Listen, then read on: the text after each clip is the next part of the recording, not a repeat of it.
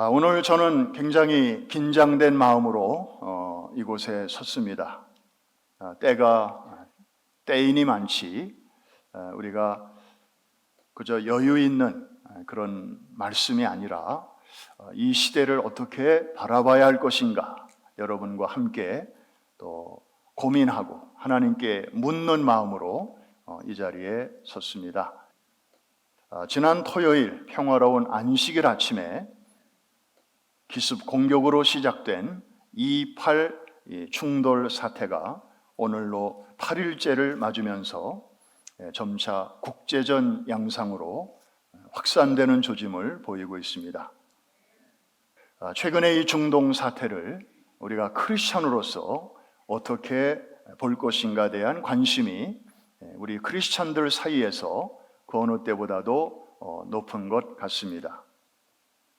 그저 또 하나의 중동 전쟁으로 끝날 것인지 아니면 미국과 러시아가 개입하는 소위 3차 대전으로 비화할 것인지, 또 3차 대전이 일어난다면 핵무기의 사용이 필연적일 텐데, 그렇다면 이 3차 대전은 아마겟돈 전쟁과 연결되는 것인지 아니면 완전히 다른 것인지, 이런 문제들을 오늘 좀 다루어 보려고 하는데 몇 가지 어려운 점이 있습니다. 그리고 우리가 미리 좀 분명히 해야 할 점들이 있습니다. 첫째는 이스라엘의 역할입니다. 이스라엘은 하나님께서 부여하신 역할이 끝났는가 아니면 아직도 뭔가가 있는가? 크게 두 가지의 아주 대조적인 입장이 있습니다. 하나는 이스라엘의 할 일은 끝났다. 하나님이 예수 그리스도를 보내주시고 복음을 부탁하셨는데 이스라엘이 예수를 죽이고 복음을 거절했다. 그래서 하나님께서는 이제 이스라엘을 버리고 그 자리에 교회를 넣으셨다. 그래서 신약 시대에는 이제는 교회가 영적인 이스라엘 역할을 하고 있기 때문에 더 이상 구약의 이스라엘, 역사적인 이스라엘은 더 이상 우리가 크게 개의할 필요가 없다. 이런 입장이죠. 소위 대체 신학의 입장에 서 있는 분들입니다. 그러니까 A를 B로 대체했다. 영어로는 replacement theology라고 하는 입장입니다. 그런가 하면 또 반대편에 서 있는 입장도 있습니다. 무슨 소리냐? 이스라엘은 구약시대나 지금이나 하나님의 제1차적인 관심이다. 하나님은 지금도 이스라엘을 통하여 일하신다. 그리고 종말이 가까울수록 이스라엘의 역할은 더욱더 중요하다. 그래서 그분들이 주로 외치는 말이 Back to Jerusalem. 그래서 그분들의 주장은 이제 지금 이 시대에 우리가 힘써야 할 선교는 이방인 선교는 거의 이제 끝나기 때문에 이제는 유대인들 선교를 도와야 된다. 디아스포라, 세계 각처에 흩어져 있는 유대인들이 빨리 이스라엘 땅으로 되돌아갈 수 있도록 그분들에게 경제적인 지원을 해야 되고 비행기 표를 사줘야 되고, 이게 우리 시대의 중요한 실제적인 선교다. 소위 알리야 운동을 아주 굉장히 열심히 펼치는 그런 입장도 있습니다.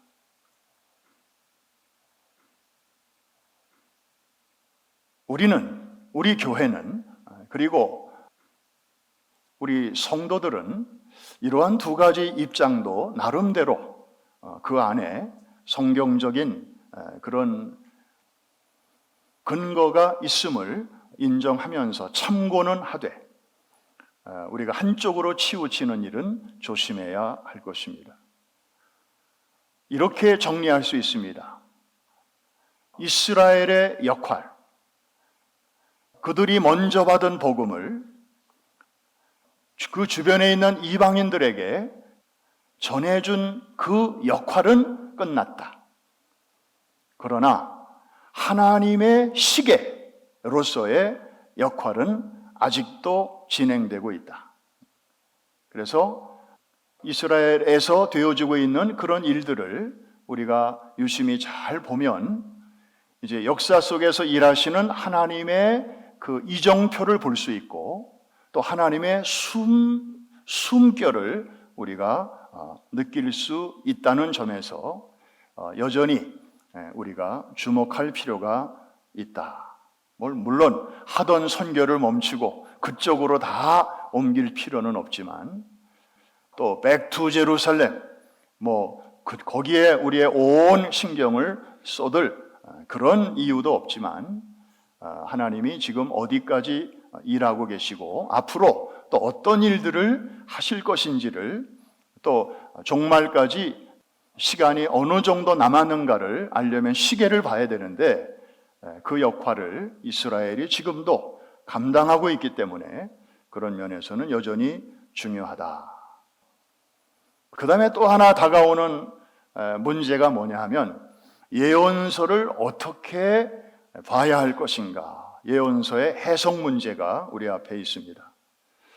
사실 지금은 새로운 계시가 필요한 때가 아니고 추가적인 계시를 기다려야 할 때가 아니고 이미 신구약 성경 66권 안에 충분히 담아 놓으신 그 하나님의 말씀과 또 예언 이것을 어떻게 올바로 해석하고 그것을 우리의 삶에 적용하느냐가 중요한 시대를 우리는 지금 살고 있습니다. 맞습니까? 추가적인 계시가 필요합니까? 어디 저 산에 올라가서 그 계시 받아야 됩니까? 아니죠. 큰일 나죠. 잘못된 겁니다. 이미 하나님은 충분히 66권 안에 하실 말씀을 다 말씀해 놓으셨어요. 믿으시면 아멘 하십시다.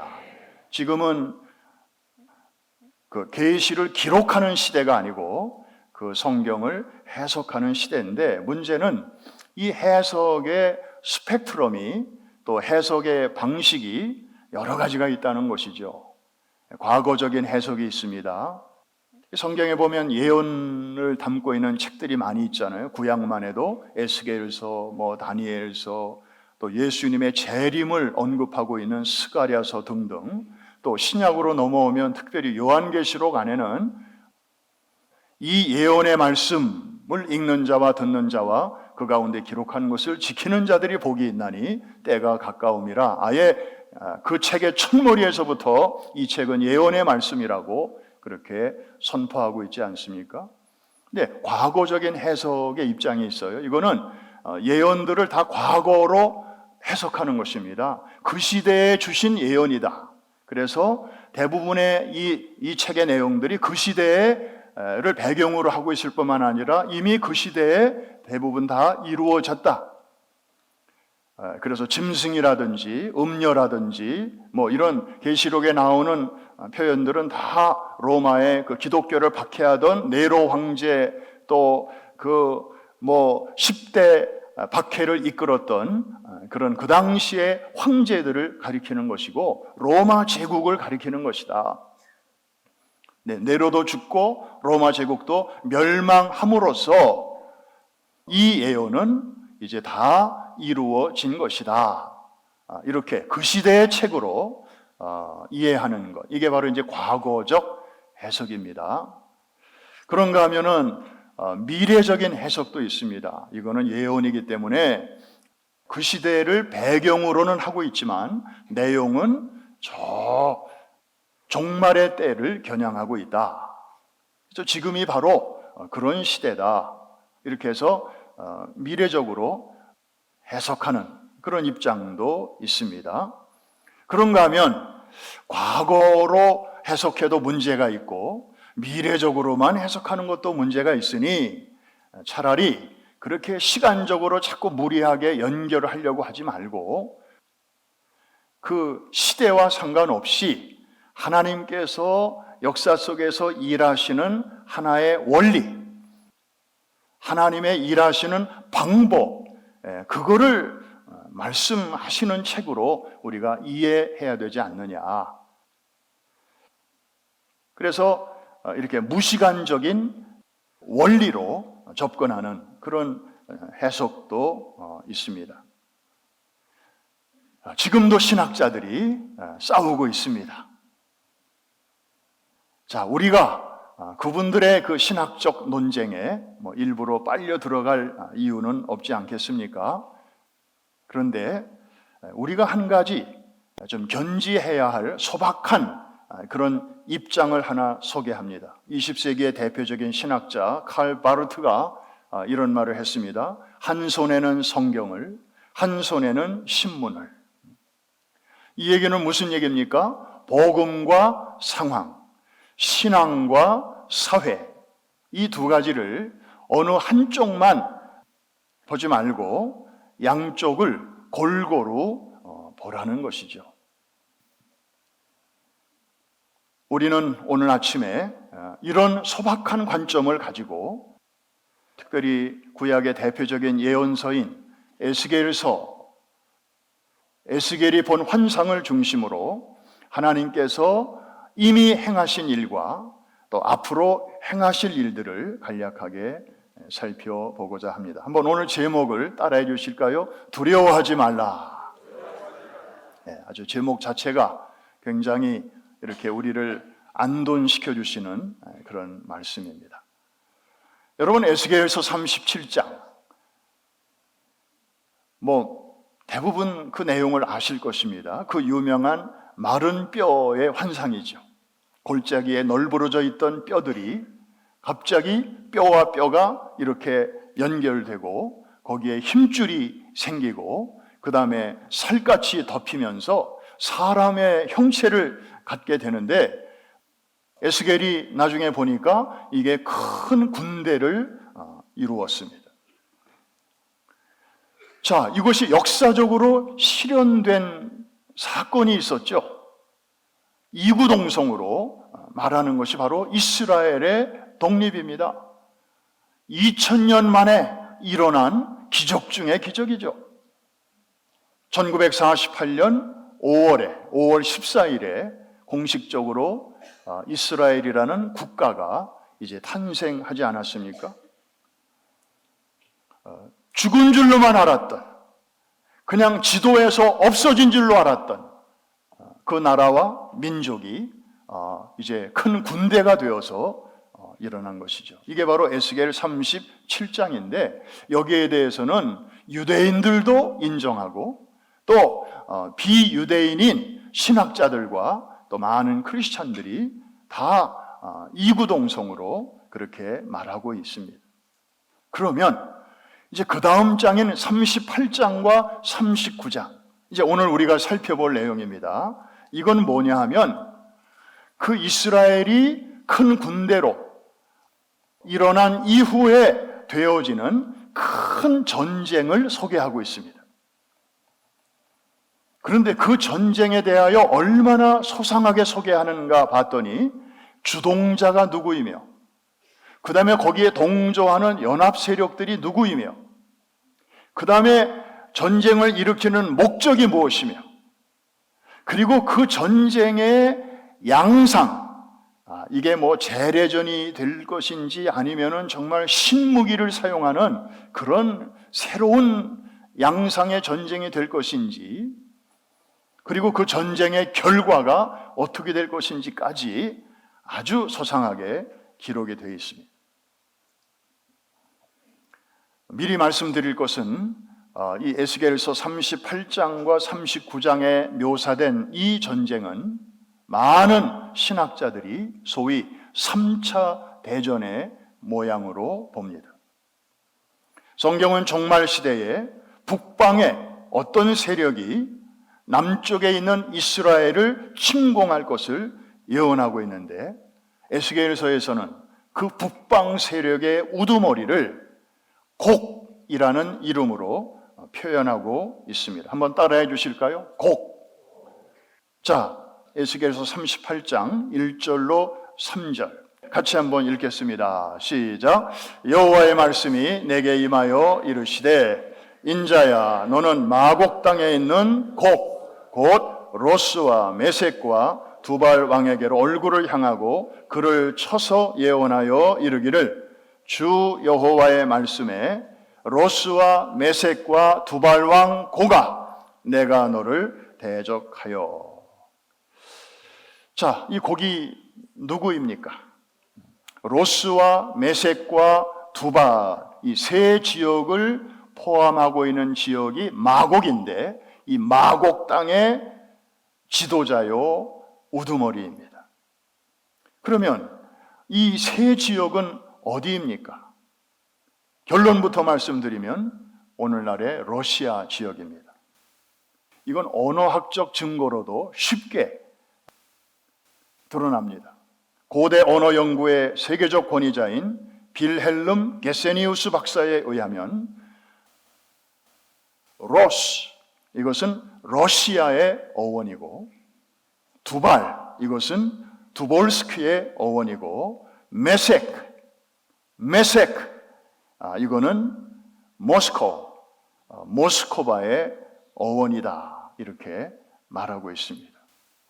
그러니까 이 마곡 땅, 저 북방에 있는 이 마곡 땅의 맹주는 바로 곡이라는 얘기죠. 우두머리는 이게 한 개인일 텐데 이게 지금의 푸틴을 말하는 것인지 아니면은 푸틴 이후에 새로운 지도자를 말하는 것인지는 이럴 때는 아주 좋은 표현이 있습니다. 한번 저를 따라해 주시기 바랍니다. 우리 교회의 아주 입장인데 따라해 주시기 바랍니다. 두고 보면 안다. 너무 성급하게 판단할 일은 아니지 않습니까? 자, 그런데 여기 동조 세력이 있어요. 자, 5절부터 7절까지입니다. 그들과 함께 한 바 방패와 투구를 갖춘 바사와 구스와 붓과 고멜과 그 모든 때와 극한 북방의 도갈마 족속과 그 모든 때 곧 많은 백성의 무리를 너와 함께 끌어내리라. 너는 스스로 예비하되 너와 내게 모인 무리들이 다 스스로 예비하고 너는 그들의 대장이 될지어다. 하나님께서 고객에 지금 하시는 말씀이거든요. 자, 지도를 한번 잠깐 보시겠습니다. 저 중앙의 북쪽을 보면 마곡이라고 하는 지역이 나오죠. 바로 오늘날의 러시아 땅을 말합니다. 그 밑에 이제 두발이라고 하는 지역이 나오는데 오늘날의 튀르키의 지역입니다. 그 다음에 오른쪽에 보시면 동쪽에 페르시아가 나오죠. 오늘 성경에 나오는 바사입니다. 바사. 저게 페르시아인데 오늘날의 이란입니다. 그 다음에 구스가 나오는데 구스는 에티오피아의 히브리어 이름이 구스입니다. 오늘날의 아프리카 저 남쪽에 보이죠. 그 다음에 이것은 이집트의 서부 지역을 가리키는 히브리어입니다. 오늘날의 리비아 지역을 주로 말하고 있습니다. 그래서 저 지도를 보시면 북쪽의 마곡 땅의 우두머리인 곡이 이제 여러 지역의 연합군과 함께 그 가운데에 있는 한 나라를 침공하러 내려오는 모습이 아주 한눈에 이렇게 싹 들어오죠. 누구를 치러 오는가? 오늘 한번 보겠습니다. 12절을 한번 보여주실까요? 12절 다 같이 시작. 물건을 겁탈하며 노력하리라 하고 내 손을 들어서 황폐하였다가 지금 사람이 거주하는 땅 여러 나라에서 모여서 짐승과 재물을 얻고 세상 중앙에 거주하는 백성을 치고자 할 때에. 자, 세상 중앙에 거하는 백성을 치러 내려오는 것인데요. 그 백성은 어떤 사람들이냐면은 전에는 오랫동안 황폐하였다가 지금은 이제 모여서 사람이 살고 있는 땅이다. 그리고 여러 나라에서 모여서 짐승과 재물을 얻고 그렇게 살아가고 있는 중이다. 그런데 그 땅은 지리적으로 세상 중앙에 위치하고 있다. 그 말입니다. 어느 나라라고는 얘기 안 하는데 저렇게 정황으로 설명을 하고 있습니다. 지금으로부터 약 500년 전의 세계 지도를 한번 보시면 좀 이해가 오실 것입니다. 예. 왼쪽에 유럽이 있고 오른쪽에 아시아가 있고 그리고 남쪽에 아프리카가 있는 그런 마치 세입 클로버 같은 그런 세계 지도네요. 근데 그 중앙에 보면 동그란 원 안에 글씨가 작아서 잘 안 보이지만 뭐라고 썼습니까? 예루살렘이 거기 있어요. 예루살렘과 이스라엘이 세상 중앙에 있는 모습으로 그렇게 나오죠. 그럼 요즘 지도 한번 볼까요? 자, 저것도 앵글을 이렇게 맞춰 보니까 지구의 중심이고, 아까 처음에 보여주셨던 그 마곡 사진, 자, 저것도 이렇게 보면 북에서, 남에서, 동에서, 서에서 여러 나라들이 그 중앙에 있는 그 이스라엘 땅을 향해서 이제 공격하고 침공하는 그런 모습을 볼 수가 있습니다. 그러면 왜 저 나라들이 연합해서 이스라엘을 치러 내려오는 것일까? 성경은요, 그 목적도 선명하게 우리에게 미리 말씀하고 있습니다. 38장 12절입니다. 아까 우리 봤던 말씀이지만 한 번 더 시작. 물건을 겁탈하며 노략하리라 하고 내 손을 들어서 황폐하였다가 지금 사람이 거주하는 땅과 여러 나라에서 모여서 짐승과 재물을 얻고 세상 중앙에 거하는 백성을 치고자 할 때에, 자, 물건을 겁탈하며 노략하려 침공하는 것입니다. 한마디로 경제적인 목적이라는 것이죠. 그 다음에 38장 13절도 참고로 같이 한번 보면 좋을 것 같습니다. 시작. 스바와 드단과 다시스의 상인과 그 부자들이 내게 이르기를 내가 탈취하러 왔느냐? 내가 내 무리를 모아 노략하고자 하느냐? 은과 금을 빼앗으며 짐승과 재물을 빼앗으며 물건을 크게 약탈하여 가고자 하느냐 하리라. 이 상인들이요, 이 비즈니스맨들이, 경제인들이 고객에게 지금 묻는 겁니다. 너 이러려고 왔지? 너 탈취하러 왔지? 노략하려고 왔지? 이렇게 뻔하니까 그렇게 되묻는 것입니다. 사실 이 사해 주변, 여러분 이스라엘 땅은요, 대한민국의 경상도 정도밖에 안 되는 작은 땅이에요. 그런데 최근에 그 사해 주변에 무진장한 광물 자원, 뭐 포타슘, 마그네슘, 브로마인 같은 다른 데서는 흔히 발견되지 않는 그런 광물 자원들이 어마어마하게 묻혀 있다고 하는 것이 발견이 되었고, 그 다음에 석유도 있어요. 천연가스도 있어요. 그래서 이 사해 지역은요, 더 이상 죽음의 바다, 쓸모없는 바다가 아니고 오히려 이제는 이 한 나라의 경제를 먹여 살리는 그런 아주 자원의 보고 효자 땅이 되어 버렸습니다. 그런데요, 또 하나의 목적이 있습니다. 그것은 바로 종교적인 목적입니다.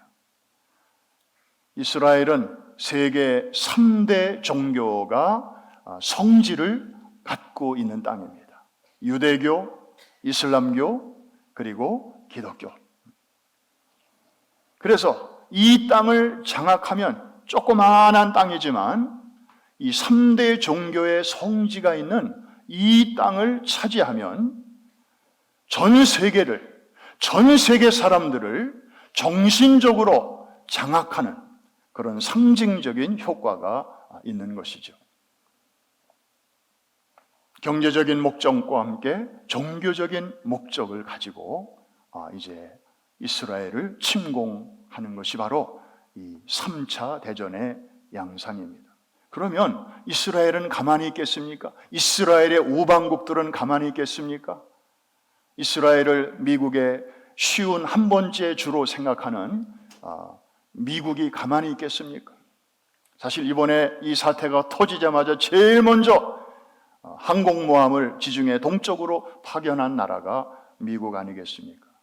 미국을 비롯한 서방의 우방들이 또 연합군을 형성해서 이제 맞대응하게 될 것이 분명한데, 자, 이 3차 대전의 양상은 어떻게 될 것인가? 간단하게 살펴봅니다.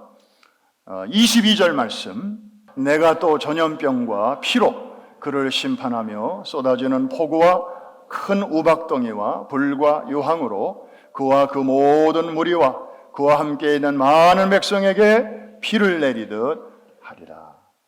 여러분, 우리가 미리 알아야 될 것은 이 예언은 구약시대에 에스겔이 성령의 감동으로 보았던 환상의 내용입니다. 구약시대의 사람입니다. 그 시대의 언어로 자기가 지금 보고 있는 것을 저렇게밖에는 표현할 수 없었던 거죠. 그런데 폭우라든지 큰 우박덩이라든지 불과 유황이라든지 그 다음에 비가 내리듯 뭔가 쏟아지는 이런 내용을 이렇게 보면, 우리 시대의 안경을 쓰고 보면 이것은 핵전쟁일 가능성이 많다.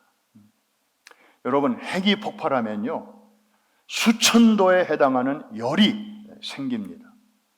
그리고 거대한 폭풍이 쓸고 지나가면, 그래서 히로시마 같은 도시가 그냥 삽시간에 건물들이 무너지고 그러니까 평지가 되어버리지 않습니까? 그 다음에 방사능이 쏟아지고 그 다음에 재가 비처럼 쏟아지는 이런 여러 가지 양상을 에스겔이 보면서 아마 저렇게밖에는 표현을 못했을 것입니다. 자, 39장 6절도 우리가 참고합니다. 39장 6절 시작. 내가 또 불을 마곡과 및 섬에 평안히 거주하는 자에게 내리리니 내가 여호와인 줄을 그들이 알리라. 불을 마곡에게도 내리고 섬에 평안히 거주하는 자에게도 내리리니 그들이 내가 여호와인 줄을 똑똑히 알게 될 것이다. 아마 전쟁의 양쪽 당사자인 것 같아요. 여러분, 핵전쟁이 일어나면 우리가 상식적으로 아는 게 그냥 똑같이 공멸하는, 그래서 사실은 많은 강대국들이 핵을 보유만 하지, 그리고 잘못 건드리면 쏘겠다고 으름장만 놓지, 아직도 핵을 이 히로시마 나가사키에 핵을 사용한 미국 이후로 한 번도 전쟁에 핵을 사용한 나라가 없습니다. 왜? 그 결과를 알기 때문에. 성경을 보면 우리가 나팔 공부할 때 공부했습니다마는 이 자연계의 3분의 1이 파괴되는, 그게 7 나팔 중에 첫 번째, 두 번째, 세 번째, 네 번째 나팔이 울려 퍼질 때 일어나는 일들 아니겠습니까? 거기에 전체 해와 달과 별까지도 3분의 1이 타격을 받아서 어두워지는 그러한 양상입니다. 전쟁이 끝난 다음에 사용된 무기를 태우는 데만, 처리하는 데만 7년이 걸리고, 또 여기저기 널브러진 시체를 처리하는 데만도 7개월이 걸린다. 에스겔서의 내용입니다. 자세한 것은 가보면 돼보면 알겠습니다만은, 어쨌든 우리가 어떤 자질구레한 나무에 이렇게 마음을 빼앗기기보다는 전체적인 숲을 우리가 바라본다는 차원에서 3차 대전의 어떤 얼개를 우리가 이렇게 생각해 보았습니다. 이제 말씀을 마무리합니다. 사람들의 마음이 지금 싱숭생숭합니다. 신앙이 있는 자나 신앙이 없는 자나, 성경에 대해서 관심이 있는 자는 있는 자대로, 또 아예 성경을 읽지도 않는 사람들은 그런 사람들대로 나름대로 계속 뉴스를 들으면서 이제 아주 그 정보의 홍수 속에서 우리는 또 한 주를 살아가야 합니다. 이러한 때에 일부 사람들은 마치 정말 역사의 끝날이라도 다가온 것처럼, 정말 인류의 종말이라도 성큼 다가온 것처럼 그렇게 또 호들갑을 떨 수도 있습니다. 그래서 이런 말씀을 여러분들과 함께 이렇게 나누는 것이 예방주사 차원에서 또 너무나 중요하다고 생각하기 때문에 요한계시록 공부를 잠시 멈추고 오늘 이 이야기를 하는 것인데, 여기까지 이해가 되셨으면 아멘 하십시다. 결론입니다.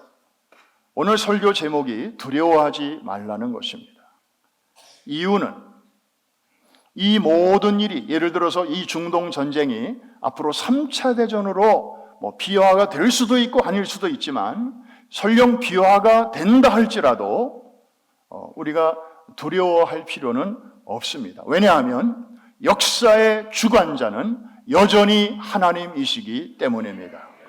역사를 영어로 히스토리라고 하는데, 히스토리의 뜻이 뭡니까? His story입니다. 대문자 H를 써서 그분의 이야기, 그분이 끌고 가시는 이야기가 바로 역사인 줄로 믿습니다.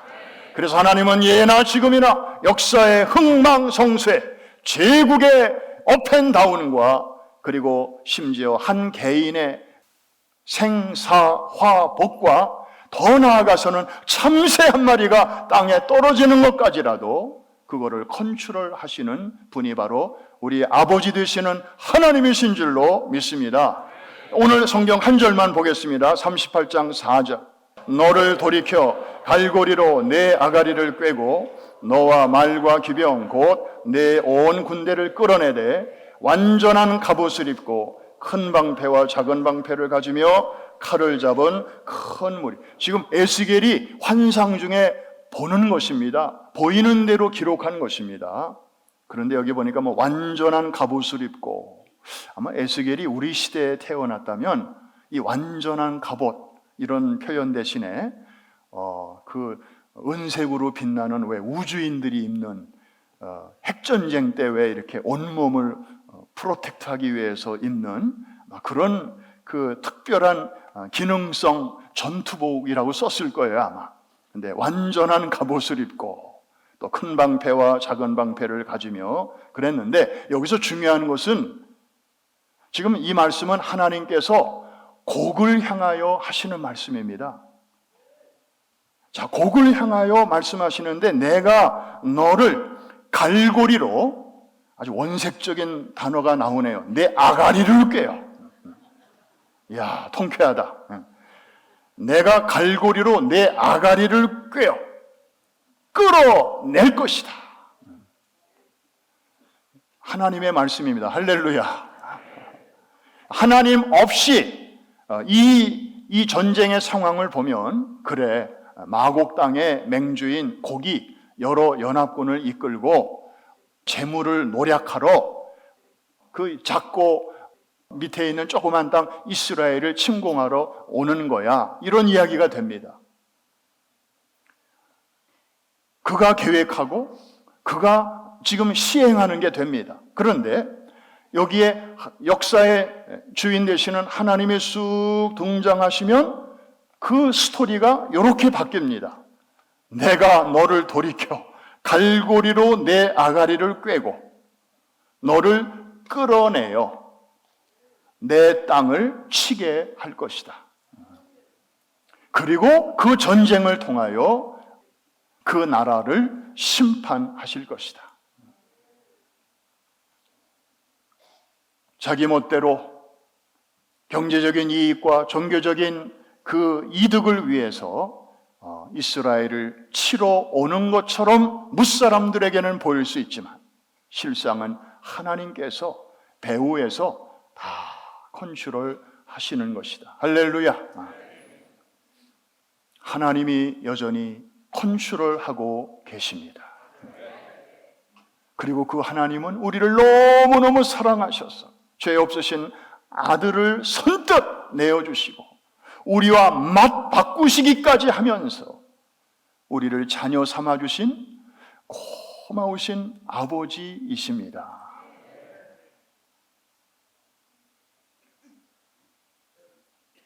또 하나 생각할 것이 있습니다.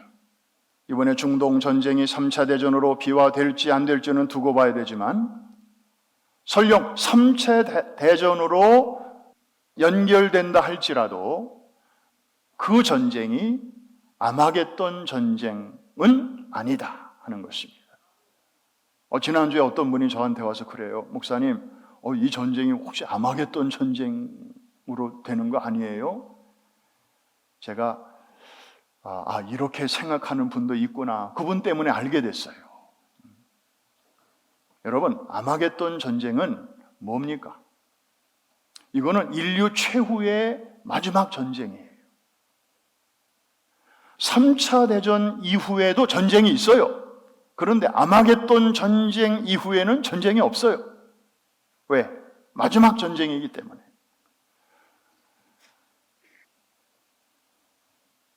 성지순례에 갔는데 그 무기또 골짜기에 갔더니 여기가 아마겟돈 전쟁이 일어날 장소라고 안내하시는 분이 소개를 하더라고요. 다들 심각하게 이제 설명을 듣는데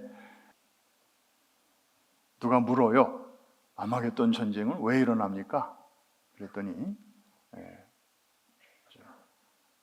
가이드 하시는 분이 재치 있게 너무 다들 긴장하고 이러니까 아마 갯돈 때문에 일어나는 전쟁이 아닐까요? 여러분, 아마겟돈 전쟁은 그런 시시한 전쟁이 아니고요. 지금도 갯돈 떼먹고 도망간 사람 때문에 그냥 잠이 안 오는 분들도 아마 계시겠습니다만은 그런 전쟁이 아니고 아마겟돈 전쟁은 이 세상을 통치하는 그 아주 강력한 지도자, 요한계시록이 짐승이라고 표현하고 있는 그 짐승이 온 세상의 군대를 이끌고 누구와 싸우는 전쟁인가 하면은 이제 재림하시는 예수 그리스도와 맞짱 뜨는 전쟁이에요. 이게 아마겟돈 전쟁입니다. 요한계시록 19장에 나와 예수님 재림과 맞물려 있습니다. 그래서 싸움의 결과는 뻔하죠. 그러니까 이 아마겟돈 전쟁이 일어나려면 우선적으로 전제되어야 하는 것이 있어요. 뭐냐면 이 세상이 이제 적그리스도가 통치하는 세상이 먼저 되어야 합니다. 지금은 그의 무대가 준비되고 있지만 아직은 그의 나라가 아직 아닙니다. 성경을 보면 그때가 되면 이 적그리스도는 하나의 정부, 하나의 경제, 또 하나의 종교 시스템으로 온 세상을 이제 장악하게 될 것입니다. 그래서 자기의 표를 받지 아니하면 이제 코스코에도 마음대로 못 가고 동네 슈퍼마켓도 못 가고 그런 상태가 우선 되어야 됩니다. 이해가 되시면 아멘. 아직은 아니잖아요. 그런 날이 오겠지만 아직은 아니잖아요. 그러니까 이게 다 이렇게 거쳐야 할 단계가 있는 거지요. 그래서 3차 대전은 반드시 있을 것이되 그것이 아마겟돈 전쟁은 아직은 아니다.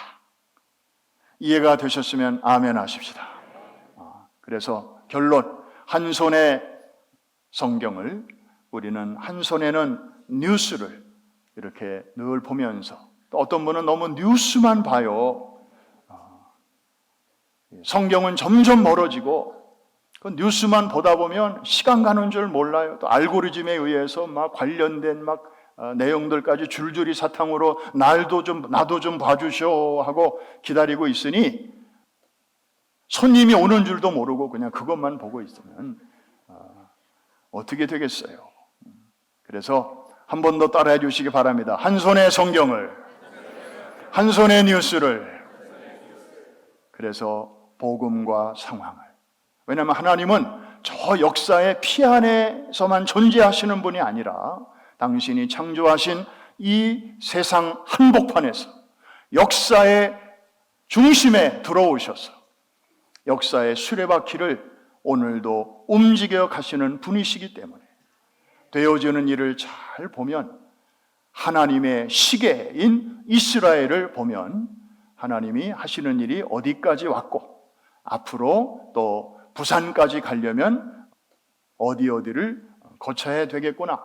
지금은 좀 더 자도 되겠구나. 혹은 이제 실컷 잤으니 이제는 일어나서 빨리 양치질하고 또 머리 좀 화장하고 내릴 준비해야 되겠구나. 님을 만날 준비를 해야 되겠구나.